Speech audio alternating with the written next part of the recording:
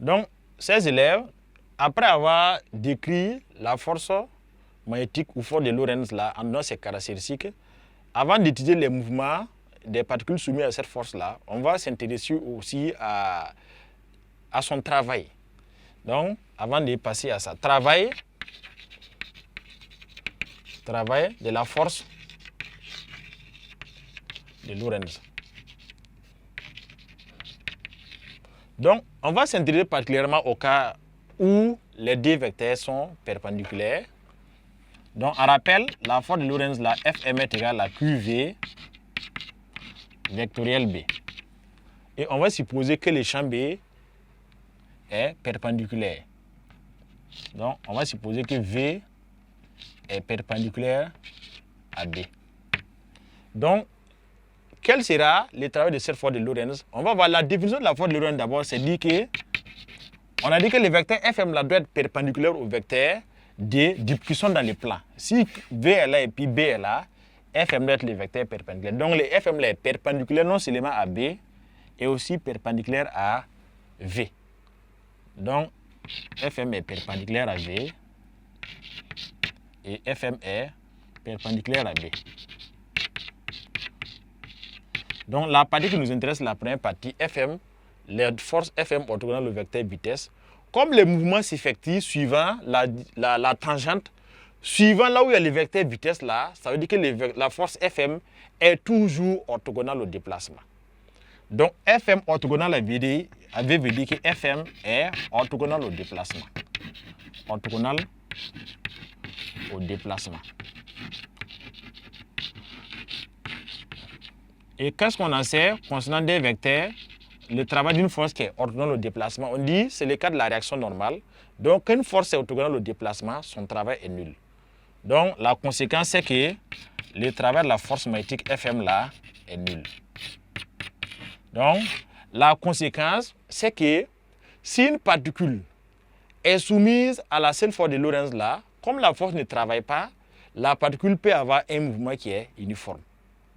Voilà, donc il n'y a pas une force qui travaille, donc sa vitesse ne peut pas être modifiée. Voilà, c'est si la force travaille que ça peut faire soit augmenter sa vitesse, soit faire diminuer sa vitesse. Mais comme la force ne travaille pas, la particule va garder toujours la même vitesse. On dit que le mouvement est uniforme.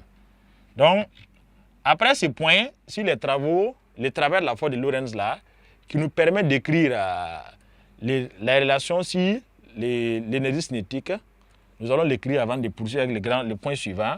Donc, nous savons que delta EC est égal à travail des forces extérieures. Et comme on vient de dire que la force extérieure, c'est la force magnétique seulement, on suppose que l'effet du poids est négligeable. Donc, ce travail est de Fm. Et ce travail-là, on a dit que c'est 0. Donc, ça veut dire que delta EC égale à 0. Donc, voici une leçon importante. Dans le cas d'une particule soumise à la force de Lorentz là, la variation de l'énergie cinétique est nulle.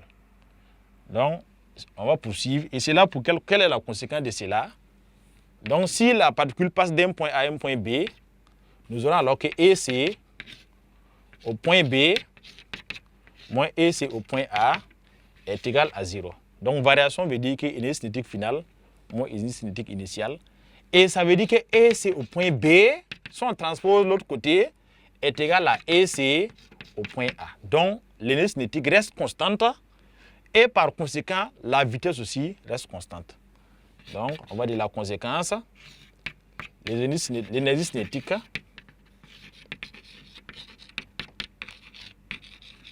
reste constante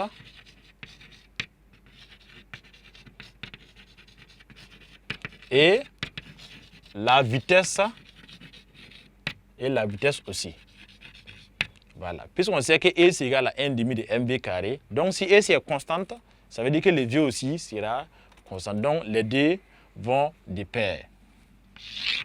Donc on va s'intéresser maintenant à l'action que cette force-là peut avoir sur une particule chargée dans un champ magnétique. Donc nous allons passer au grand D, étude du mouvement. Donc l'étude du mouvement, il s'agira de voir quelle est l'action que le champ va avoir sur une particule chargée en mouvement dans ces domaines-là. Donc, étude du mouvement. Donc, l'étude du mouvement, nous allons nous intéresser à la relation fondamentale de la dynamique pour voir l'expression du vecteur accélération et par suite, on va voir quelle est la nature du mouvement. Donc, on a déjà dit ici que comme la force ne travaille pas, la vitesse est une constante dans les domaines. Donc, on va revenir montrer que la vitesse est une constante. Donc, ça veut dire que c'est un mouvement uniforme. Et on va essayer de donner la nature exacte du mouvement d'une particule chargée dans un champ magnétique uniforme, donc soumis à la force de Lorentz.